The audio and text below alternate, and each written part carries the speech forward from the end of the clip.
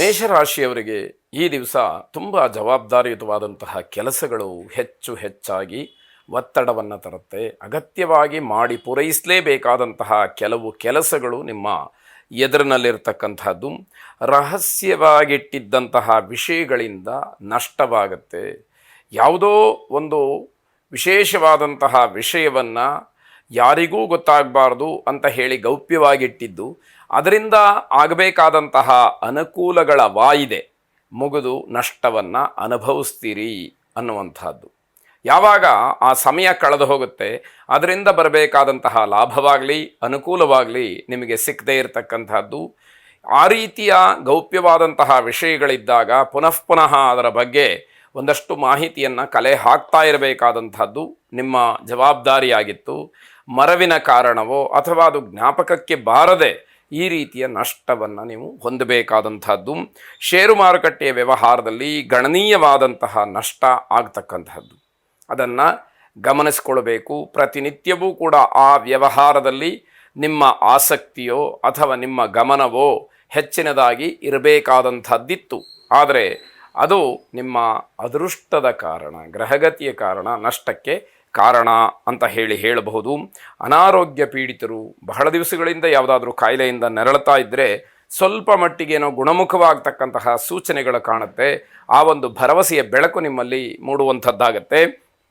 ಕಾರ್ಮಿಕ ವರ್ಗದವರಿಗೆ ಸ್ವಲ್ಪ ಸಂಕಷ್ಟ ಅಂತಕ್ಕಂಥದ್ದು. ಅಲ್ಪ ತೃಪ್ತಿ, ಬಂದಿದ್ದರಲ್ಲೇ ಸಿಕ್ಕಿದ್ರಲ್ಲೇ ನಾವು ಸಂತೋಷವನ್ನು ಪಟ್ಕೊಳ್ಬೇಕು ಅನ್ನುವಂಥದ್ದಾಗತ್ತೆ. ಪ್ರೇಮಿಗಳಿಗೆ ಅನುಕೂಲಕರವಾದಂತಹ ದಿವಸ ಇದು. ನಿಮ್ಮ ಪ್ರೇಮ ವಿಚಾರವನ್ನು ಮನೆಯಲ್ಲಾಗಲಿ ಸ್ನೇಹಿತರ ಜೊತೆಯಲ್ಲಾಗಲಿ ಹೇಳ್ಕೊಳ್ಳೋದಕ್ಕೆ ಅಥವಾ ಸಲಹೆಗಳನ್ನು ಪಡ್ಕೊಳ್ಳೋದಕ್ಕೆ ಸೂಕ್ತವಾದಂತಹ ರೀತಿಯಲ್ಲಿ ನಡ್ಕೊಳ್ಳೋದಕ್ಕೆ ಈ ದಿವಸ ಒಳ್ಳೆಯ ಕಾಲ ಅಂತ ಹೇಳಬೇಕು. ಕುಬೇರನನ್ನು ವಿಶೇಷವಾಗಿ ಪ್ರಾರ್ಥನೆ ಮಾಡಿ ಅನುಕೂಲ ಇರತಕ್ಕಂಥವರು ಬಿಳಿ ಹೂವುಗಳಿಂದ ಕುಬೇರನನ್ನು ಅರ್ಚನೆ ಮಾಡಿ ಶುಭವಾಗಿ. ವೃಷಭ ರಾಶಿ, ನಿಮ್ಮ ಕಲ್ಪನೆಗಳು ಒಂದಷ್ಟು ನಿರಾಸೆಗೆ ಕಾರಣವಾಗುತ್ತೆ. ಅವೆಲ್ಲವೂ ಕೂಡ ವಿಫಲವಾಗಬಹುದು. ಆದರೆ ಅದೇ ಕೊನೆ ಅಲ್ಲ. ಬೇಸರವನ್ನು ಪಟ್ಟುಕೊಂಡು ನಾನು ಇನ್ಯಾವುದನ್ನೂ ಕೂಡ ಮಾಡೋದಿಲ್ಲ, ಇನ್ಯಾವುದಕ್ಕೂ ಯೋಚನೆಯನ್ನು ಮಾಡೋದಿಲ್ಲ ಅನ್ನುವಂತಹ ಒಂದು ಕೆಟ್ಟ ನಿರ್ಧಾರಗಳು ಬೇಡ ಅಂತ ಅರ್ಥ. ಒಳ್ಳೆಯ ಸಮಯವನ್ನು ಹುಡುಕ್ತಾ ಇದ್ದಂಥವರಿಗೆ ಇವತ್ತು ನಿರಾಸೆ ಆಗುತ್ತೆ. ಇವತ್ತೇನೋ ಒಳ್ಳೆಯದಾಗಬಹುದು ಅನ್ನುವಂತಹ ಭಾವನೆಯಲ್ಲಿದ್ದವರಿಗೆ ಅಷ್ಟೊಂದು ಮನಸ್ಸಿಗೆ ಹಿತವಾಗ್ತಕ್ಕಂತಹ ವಾತಾವರಣಗಳು ಇರೋದಿಲ್ಲ. ಆಗ ಮನಸ್ಸಿಗೆ ಸ್ವಲ್ಪ ಬೇಸರವಾಗ್ತಕ್ಕಂಥದ್ದು. ವ್ಯವಹಾರದಲ್ಲಿ ಅನುಕೂಲ ಇದೆ. ಯಾವ ವ್ಯವಹಾರವನ್ನು ನೀವು ಮಾಡ್ತಾ ಇದ್ದೀರಿ ಅದರಲ್ಲಿ ನಿಮಗೆ ಆರ್ಥಿಕವಾಗಿಯೋ ಅಥವಾ ಸಾಮಾಜಿಕವಾಗಿಯೋ ಒಂದಷ್ಟು ಪುಷ್ಟಿ ಬಲ ಸಿಕ್ಕುವಂತಹದ್ದಾಗತ್ತೆ. ಸಾಯಂಕಾಲದ ಹೊತ್ತಿಗೆ ಏನೋ ಸ್ವಲ್ಪ ಬೇಸರವಾಗ್ತಕ್ಕಂತಹ ಸಂಗತಿಗಳು ಹೆಚ್ಚಾಗುವಂಥದ್ದಿದೆ. ವಿದ್ಯಾರ್ಥಿಗಳಿಗೆ ಓದಿನಲ್ಲಿ ಆಸಕ್ತಿ ಇಲ್ಲದೇ ಇರತಕ್ಕಂಥದ್ದು. ಅಂದರೆ ಓದನ್ನು ಬಿಟ್ಟು ಬೇರೆ ಚಟುವಟಿಕೆಗಳಲ್ಲಿ ಭಾಗಿಗಳಾಗ್ತಕ್ಕಂಥದ್ದು, ಬೇರೆ ವಿಚಾರಗಳಲ್ಲಿ ಹೆಚ್ಚು ಗಮನವನ್ನು ಕೊಡ್ತಕ್ಕಂಥದ್ದು. ಲಾಭದ ದಿನ ಆದರೂ ಕೂಡ ನೀವು ಚಟುವಟಿಕೆಯಿಂದ ಇರಬೇಕಾದಂಥದ್ದು ಬಹಳ ಮುಖ್ಯವಾಗುತ್ತೆ ಅನ್ನುವಂಥದ್ದು. ಈ ಎಲ್ಲ ದೃಷ್ಟಿಯಿಂದ ಗಮನಿಸಿದಾಗ ವಿದ್ಯಾರ್ಥಿಗಳು ವಿಶೇಷವಾಗಿ ಪಾರಿಜಾತ ಸರಸ್ವತಿಯನ್ನು ಪ್ರಾರ್ಥನೆ ಮಾಡಿ ಶುಭವಾಗಿ. ಮಿಥುನ ರಾಶಿ, ಈ ದಿವಸ ವೈವಾಹಿಕ ವಿಚಾರದಲ್ಲಿ ಅಥವಾ ಕೌಟುಂಬಿಕವಾಗಿ ಸಂಸಾರದಲ್ಲಿ ಸ್ವಲ್ಪ ಅಸಮಾಧಾನ ಅಂತಕ್ಕಂಥದ್ದು, ಸಣ್ಣ ಪುಟ್ಟ ಸಮಸ್ಯೆಗಳು ಎದುರಾಗ್ತಕ್ಕಂಥದ್ದಿದೆ. ಧೈರ್ಯದಿಂದ, ಉತ್ತಮವಾದಂತಹ ರೀತಿಯಿಂದ, ನಡವಳಿಕೆಯಿಂದ, ಮಾತಿನಿಂದ ಅದನ್ನೆಲ್ಲ ಎದುರಿಸಬೇಕಾದಂಥದ್ದು. ಒಂಟಿಯಾಗಿರ್ತಕ್ಕಂಥವ್ರಿಗೆ, ಒಬ್ಬರೇ ಇರತಕ್ಕಂಥವ್ರಿಗೆ ಜನಬಲ ಇದೆ ಅನ್ನುವಂತಹ ಒಂದು ಸಮಾಧಾನ ಈ ದಿವಸ ನಿಮಗೆ ತೃಪ್ತಿಯನ್ನು ಕೊಡುತ್ತೆ. ಆದರೆ ಜನರನ್ನು ನಾವು ಯಾವ ರೀತಿ ಗೌರವಿಸಬೇಕು ಅನ್ನುವಂಥದ್ದು ಕೂಡ ಅಲ್ಲಿ ಮುಖ್ಯವಾಗುತ್ತೆ. ಕೆಲಸದ ಜಾಗದಲ್ಲಿ ಒಂದು ಸ್ವಲ್ಪ ವೈಮನಸ್ಯ ಬರಬಹುದು, ಮಾತಿಗೆ ಮಾತುಗಳು ಬರಬಹುದು, ಒಬ್ಬರು ಹೇಳಿದ್ದನ್ನು ಮತ್ತೊಬ್ಬರು ಒಪ್ಪದೇ ಇರಬಹುದು. ಹೀಗೆಲ್ಲ ಒಂದಷ್ಟು ವ್ಯತ್ಯಾಸಗಳನ್ನು ಕಾಣಲಿಕ್ಕೆ ಅವಕಾಶಗಳಾಗತ್ತೆ. ಮನಸ್ಸು ಪ್ರಶಾಂತವಾಗಿದ್ದಾಗ ನಮಗೆ ಯಾವುದೋ ಒಂದು ಶುಭ ಸುದ್ದಿಯನ್ನು ಕೇಳ್ತೀನಿ ಅಂತಕ್ಕಂತಹ ಅನುಭವ ಅಥವಾ ಆ ಒಂದು ಭರವಸೆ ನಿಮ್ಮಲ್ಲಿ ಗಟ್ಟಿಯಾಗುವಂಥದ್ದಾಗುತ್ತೆ. ಯಾವುದೇ ರೀತಿಯ ಒಪ್ಪಂದಗಳನ್ನು ಮಾಡಿಕೊಳ್ಬೇಡಿ. ಅದು ವ್ಯಾವಹಾರಿಕವಾಗಲಿ ಅಥವಾ ಉದ್ಯೋಗಿಕವಾಗಲಿ ಅಥವಾ ಬೇರೆ ಎಲ್ಲೇ ಆಗಲಿ ಯಾವ ಒಪ್ಪಂದವೂ ಕೂಡ ಬೇಡ ಅಂತ ಹೇಳಬೇಕು. ನಿಮ್ಮ ಆರೋಗ್ಯ ನಿಮ್ಮ ಕೈಯಲ್ಲಿರುತ್ತೆ, ಅದನ್ನು ಸರಿಯಾಗಿ ಗಮನಿಸ್ಕೊಳ್ಬೇಕು. ಅರಳಿ ಮರಕ್ಕೆ 12 ಪ್ರದಕ್ಷಿಣೆಗಳನ್ನು ಹಾಕಿ ನಿಮ್ಮಲ್ಲಿರ್ತಕ್ಕಂತಹ ಋಣಾತ್ಮಕವಾದಂತಹ ವಿಚಾರಗಳೆಲ್ಲ ದೂರವಾಗಲಿ, ಧನಾತ್ಮಕವಾದಂತಹ ಒಂದು ಯೋಚನೆ, ಆ ರೀತಿಯ ಶುಭ ಫಲ ನಿಮಗೆ ಸಿಕ್ಕಲಿ. ಶುಭವಾಗಿ. ಕರ್ಕಾಟಕ ರಾಶಿ, ಭಯದಿಂದ ಹೊರಗಡೆ ಬಂದು ಎಲ್ಲವನ್ನ ಸಾಧನೆ ಮಾಡಬೇಕು, ಎಲ್ಲವನ್ನ ತೋರಿಸ್ಬೇಕು ಅನ್ನುವಂಥದ್ದು ನಿಮಗೆ ಮನಸ್ಸಿಗೆ ಬರಬೇಕು. ನಾನು ಯಾವುದೋ ಒಂದು ಕೆಲಸಕ್ಕೆ ಮುಂದಾಗ್ಬಿಟ್ರೆ ನನಗೆಲ್ಲಾದರೂ ನಷ್ಟ ಆದರೆ, ಕಷ್ಟ ಆದರೆ, ಅಥವಾ ನನ್ನ ಜೊತೆಗೆ ಯಾರಿದ್ದಾರೆ, ಈ ರೀತಿಯ ಭಯ ಆತಂಕಗಳಿದ್ದಾಗ ಯಾವ ಕೆಲಸವನ್ನು ಕೂಡ ಮಾಡೋದಕ್ಕೆ ಸಾಧ್ಯ ಆಗೋದಿಲ್ಲ. ದಿನ ಕಳೆದಂತೆ, ಸಮಯ ಕಳೆದಂತೆ ನಿಮಗೆ ಹಿನ್ನಡೆಗೆ ಅದು ಕಾರಣವಾಗತ್ತೆ. ಕಳೆದು ಹೋದಂತಹ ಸಮಯ ಮತ್ತೆ ಬರುವುದಿಲ್ಲ. ಧೈರ್ಯಂ ಸರ್ವತ್ರ ಸಾಧನಂ ಅನ್ನುವಂತಹ ಮಾತನ್ನು ಮನಸ್ಸಿನಲ್ಲಿ ನೀವು ಇಟ್ಟುಕೊಂಡು ಕಾರ್ಯಪ್ರವೃತ್ತರಾಗಬೇಕು ಅನ್ನುವಂಥದ್ದು ಮುಖ್ಯವಾಗುತ್ತೆ. ದೈಹಿಕವಾಗಿ ಏನೋ ಒಂದು ರೀತಿಯ ಸಮಾಧಾನ ಇರೋದಿಲ್ಲ, ಏನೋ ಒಂದು ರೀತಿಯ ಜಾಡ್ಯ, ಆಲಸ್ಯ, ಯಾವ ಕೆಲಸಕ್ಕೂ ಕೂಡ ಮುಂದಾಗೋದಕ್ಕೆ ಅವಕಾಶಗಳು ಇಲ್ವೇನೋ ಅನ್ನುವ ರೀತಿಯಲ್ಲಿ ಆಗತ್ತೆ. ಆದರೆ ಅದು ಯಾವುದೂ ಕೂಡ ನಿಮಗೆ ಅಡ್ಡಿ ಅಲ್ಲ. ನೀವೇ ಅದೆಲ್ಲವನ್ನು ಸರಿಪಡಿಸಿಕೊಂಡು ಮುಂದೆ ಬರಬೇಕಾದಂಥದ್ದು. ವಿರೋಧಿಗಳು ನಿಮ್ಮ ಕೆಲಸವನ್ನು ಹಾಳು ಮಾಡೋದಕ್ಕೆ ಕಾಯ್ತಾ ಇರ್ತಾರೆ. ಬುದ್ಧಿವಂತಿಕೆಯಿಂದ ಕೆಲಸಗಳನ್ನು ಅಲ್ಲಿ ಪೂರೈಸಬೇಕೇ ಹೊರತು ಯಾವುದೋ ಅನುಮಾನಕ್ಕೋ ಅಥವಾ ಇನ್ಯಾವುದೋ ಒತ್ತಡಕ್ಕೋ ಅವಕಾಶಗಳು ಬೇಡ ಅಂತ ಅರ್ಥ. ವ್ಯಾವಹಾರಿಕದಂತಹ ವಿಚಾರದಲ್ಲಿ ನಿರೀಕ್ಷಿತವಾದಂತಹ ಲಾಭ ಕಡಿಮೆ ಇರಬಹುದು, ಆದರೆ ನಿಮ್ಮ ಪ್ರಯತ್ನ ಹೆಚ್ಚಾದಷ್ಟು ಲಾಭಕ್ಕೂ ಅವಕಾಶಗಳು ಆಗತ್ತೆ ಅನ್ನುವಂಥದ್ದು. ವಿದ್ಯಾರ್ಥಿಗಳು ಭವಿಷ್ಯದ ಬಗ್ಗೆ, ಮುಂದಿನ ವಿದ್ಯಾಭ್ಯಾಸದ ಬಗ್ಗೆ, ಹೆಚ್ಚಿನ ವಿದ್ಯಾಭ್ಯಾಸದ ಬಗ್ಗೆ ಹೆದರುವಂಥದ್ದೇನಿಲ್ಲ, ಹೆದರ್ಕೊಳ್ಬೇಕಾದಂಥದ್ದೇನಿಲ್ಲ. ಆದರೆ ನಿಮ್ಮ ಪರಿಶ್ರಮ ಅದಕ್ಕೆಲ್ಲವುದಕ್ಕೂ ಬುನಾದಿ ಅನ್ನುವಂಥದ್ದನ್ನು ಗಮನಿಸಬೇಕು. ಕುಟುಂಬದಲ್ಲಿ ಸಾಮರಸ್ಯವನ್ನು ಇಟ್ಟುಕೊಳ್ಳಿ, ಕೋಪ ಮಾಡಿಕೊಳ್ಬೇಡಿ. ಸಣ್ಣ ಪುಟ್ಟ ವಿಚಾರಗಳಿಗೆ ಮಾತುಗಳು, ಜಗಳ ಇತ್ಯಾದಿಗಳು ಬೇಡ ಅಂತ ಅರ್ಥ. ಮೂಲ ದೇವರನ್ನು ಪ್ರಾರ್ಥನೆ ಮಾಡಿ. ನೀವು ಯಾವುದೇ ಇಷ್ಟವಾದಂತಹ ದೇವರುಗಳನ್ನು ಆರಾಧನೆ ಮಾಡ್ತಾ ಇರಬಹುದು, ಮಾಡಬಹುದು ಕೂಡ. ಆದರೆ ನಿಮ್ಮ ಮೂಲ ದೇವರು ಯಾವುದಿದೆ, ಮನೆ ದೇವರು ಯಾವುದಿದೆ, ಕುಲದೇವರು ಯಾವುದಿದೆ, ಅದನ್ನು ವಿಶೇಷವಾಗಿ ಆರಾಧನೆ ಮಾಡಿ. ಶುಭವಾಗಿ. ಸಿಂಹರಾಶಿ, ದ್ವೇಷ ಅಸೂಯೆಗಳಿಂದ ಹೊರಬರಬೇಕಾಗತ್ತೆ. ದ್ವೇಷ ಅಸೂಯೆಗಳನ್ನು ಶಾಶ್ವತವಾಗಿ ಇಟ್ಟುಕೊಂಡ್ರೆ ನಿಮ್ಮ ನೆಮ್ಮದಿ ಹಾಳಾಗೋದಕ್ಕೆ ಅದು ಕಾರಣವಾಗುತ್ತೆ ಅನ್ನೋದನ್ನು ತಿಳಿಬೇಕು. ಹಲವಾರು ಕೊರತೆಗಳು ಜೀವನದಲ್ಲಿ ಕಾಡುವಂತಹ ದಿವಸ. ಮನುಷ್ಯನಿಗೆ ಏನಿದ್ರೂ ಕೂಡ ಎಲ್ಲವೂ ಕೂಡ ತೃಪ್ತಿಯನ್ನು ಕೊಡುತ್ತೆ ಅಂತ ಹೇಳೋಕ್ಕೆ ಬರೋದಿಲ್ಲ. ಇರೋದರಲ್ಲಿ ತೃಪ್ತಿ ಪಟ್ಕೊಳ್ತಕ್ಕಂಥವ್ರು ಯೋಗಿಗಳು, ಅಥವಾ ಪೂರ್ವಜನ್ಮ ಸುಕೃತವನ್ನು ಹೊಂದಿರತಕ್ಕಂಥವ್ರು. ಎಲ್ಲವೂ ಬೇಕು ಅಂತ ಹೇಳಿ ಆಸೆ ಪಡುವಂತಹದ್ದು ಸರಿ, ಆದರೆ ಎಲ್ಲವೂ ಸಿಕ್ಕದೇ ಇದ್ದಾಗ, ಒಂದಷ್ಟಿದ್ದಾಗ ಇರುವಂಥದ್ರಲ್ಲಿ ತೃಪ್ತಿಯನ್ನು ಪಡಬೇಕಾಗತ್ತೆ. ಹಲವಾರು ವಿಚಾರಗಳು ನಿಮ್ಮ ಮನಸ್ಸಿನಲ್ಲಿ ಅಗಾಧವಾದಂತಹ ವೈಪರೀತ್ಯವನ್ನು, ದುಷ್ಪರಿಣಾಮವನ್ನು ಬೀರ್ತಕ್ಕಂತಹ ದಿವಸ ಇದು. ಹಾಗೆ ವೈರಾಗ್ಯದ ಮಾತುಗಳನ್ನು ಬಾಯಲ್ಲಿ ಆಡಿದಾಗ ಬೇರೆಯವರು ನಿಂದಿಸ್ತಾರೆ.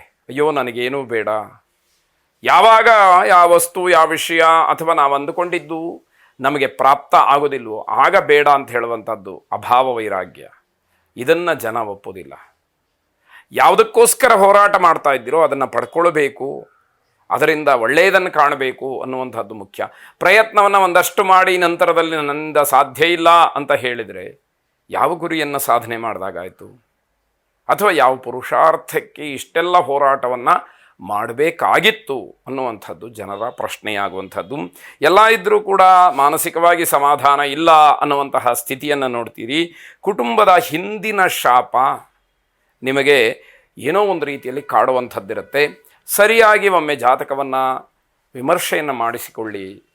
ಜಾತಕ ವಿಮರ್ಶೆಯಾದಾಗ ನಿಮಗೆ ಏನು ದೋಷ ಇದೆ ಅನ್ನುವಂಥದ್ದನ್ನು ತಿಳಿಯುವಂಥದ್ದು, ಅದಕ್ಕೆ ಪರಿಹಾರವನ್ನು ಹುಡುಕ್ತಕ್ಕಂಥದ್ದು ಒಳ್ಳೆಯದಾಗಿರುತ್ತೆ. ಸಾಧಿಸಬೇಕಾದಂಥದ್ದು ತುಂಬ ಇದೆ ಅಂತ ಹೇಳಿ ತಿಳ್ಕೊಳ್ಬೇಕು. ನಾವೀಗ ಏನು ಕಾಣ್ತಾ ಇದ್ದೀವಿ, ಏನು ನೋಡಿದ್ದೀವಿ ಅಥವಾ ಏನನ್ನು ದಕ್ಕಿಸ್ಕೊಂಡಿದ್ದೀವಿ, ಇದು ಕೊನೆ ಅಂತ ಅಲ್ಲ. ಇನ್ನಷ್ಟು ಮತ್ತಷ್ಟು ಸಾಧನೆಗೆ ಅವಕಾಶಗಳಾಗಬೇಕು ಅನ್ನುವಂಥದ್ದು.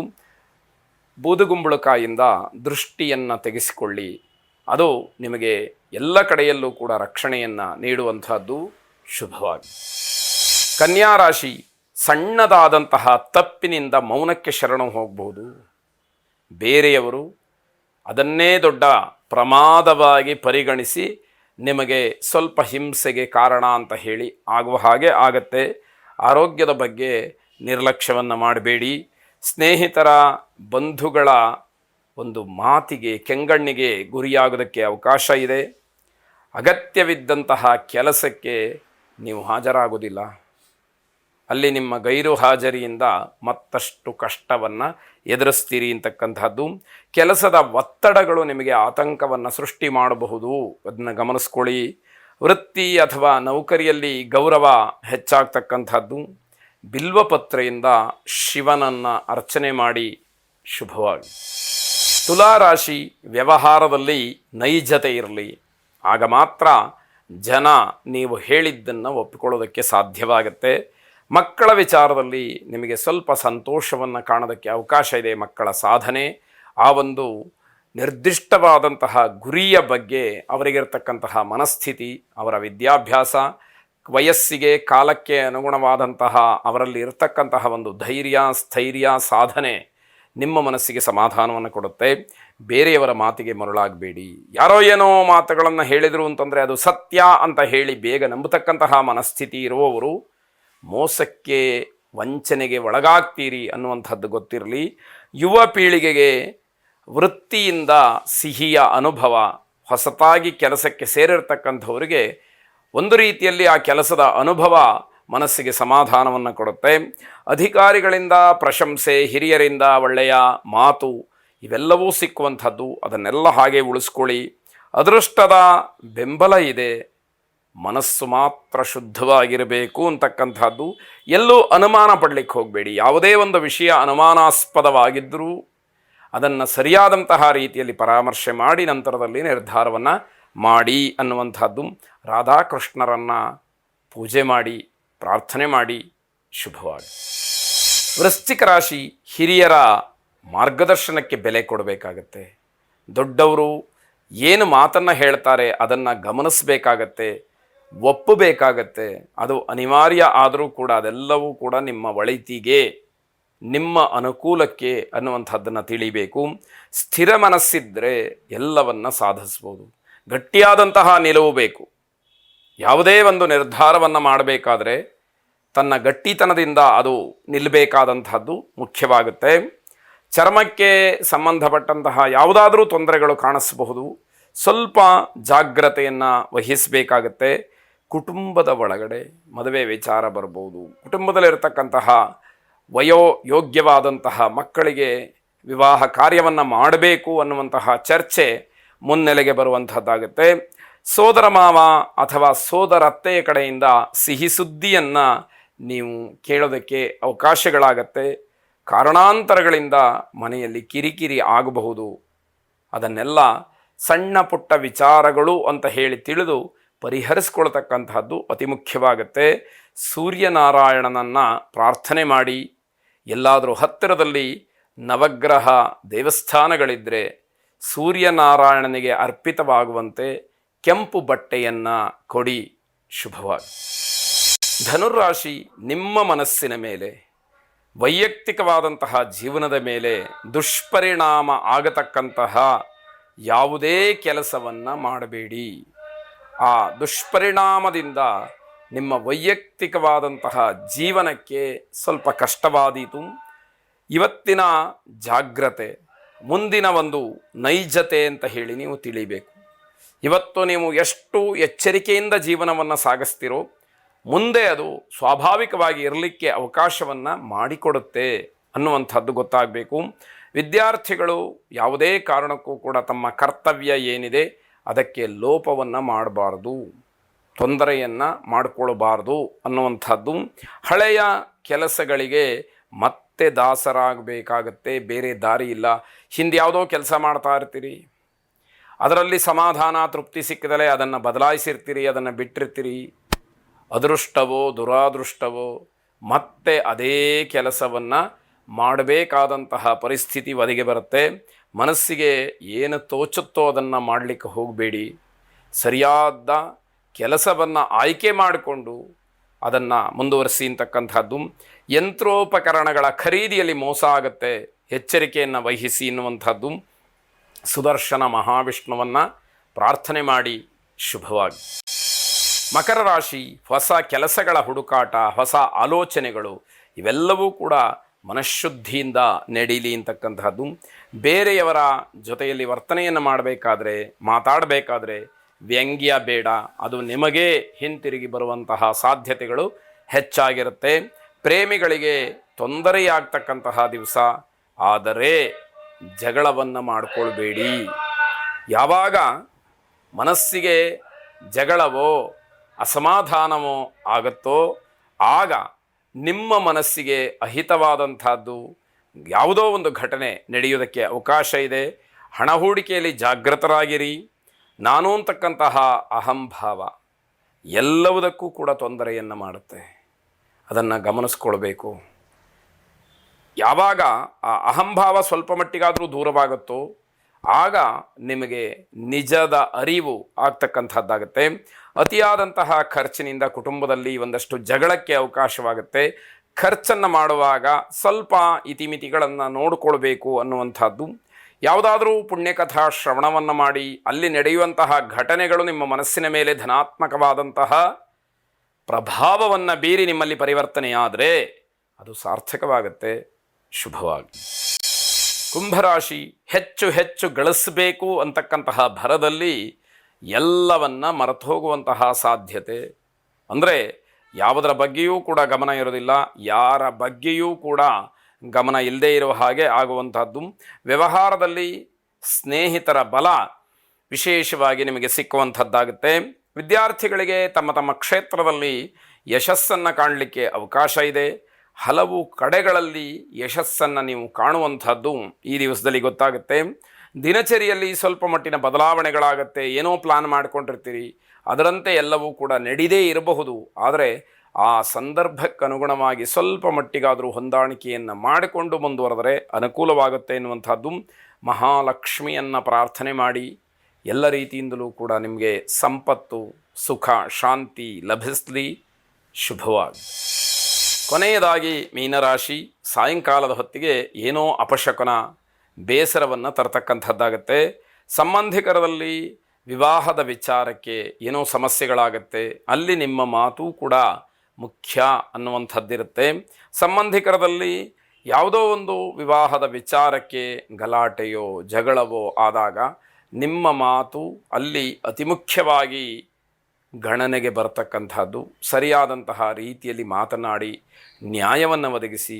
ಯಾರಿಗೂ ಕೂಡ ಅದರಿಂದ ಅಹಿತ ಅನ್ನುವಂಥದ್ದು ಆಗೋದು ಬೇಡ. ಮಕ್ಕಳ ಬಗ್ಗೆ ಕಾಳಜಿಯನ್ನು ವಹಿಸಿ. ಧಾರ್ಮಿಕ ಆಧ್ಯಾತ್ಮಿಕ ವಿಚಾರಗಳಲ್ಲಿ ನಿಮಗೆ ಸ್ವಲ್ಪ ಅಪನಂಬಿಕೆ ಅಂತಕ್ಕಂಥದ್ದು ಹುಟ್ಟಬಹುದು. ಆದರೆ ಯಾವುದೋ ಒಂದು ಸಣ್ಣ ಘಟನೆ ಇಡೀ ಜೀವಮಾನದಲ್ಲಿ ನಂಬಿದ್ದಂಥದ್ದಕ್ಕೆ ಅಪರಾಧಿಯಾಗಿ ಆಗತ್ತೆ ಅಂತಂದರೆ ಅದನ್ನು ಸರಿಯಾಗಿ ವಿಮರ್ಶೆ ಮಾಡಬೇಕಾದಂಥದ್ದಿರುತ್ತೆ. ಶರೀರದಲ್ಲಿ ಏನೋ ನೋವು ಕಾಣಿಸ್ಕೊಳ್ಬಹುದು. ಕುಟುಂಬದ ರಕ್ಷಣೆ ಒಂದು ಸವಾಲಾಗಿ ನಿಮಗೆ ಪರಿಣಮಿಸುತ್ತೆ. ಇದೆಲ್ಲವನ್ನು ಸರಿಯಾಗಿ ಗಮನಿಸ್ಕೊಳ್ಬೇಕು. ಧ್ಯಾನದ ಮೊರೆ ಹೋಗಿ ಮನಸ್ಸು ಶುದ್ಧವಾಗಲಿ, ಸರಿಯಾದಂತಹ ವಿವೇಕ ಜಾಗೃತವಾಗಲಿ, ಸರಿತಪ್ಪುಗಳ ಬಗ್ಗೆ ಸರಿಯಾದಂತಹ ನಿರ್ಧಾರವನ್ನು ಮಾಡಿ, ಶುಭವಾಗಿ.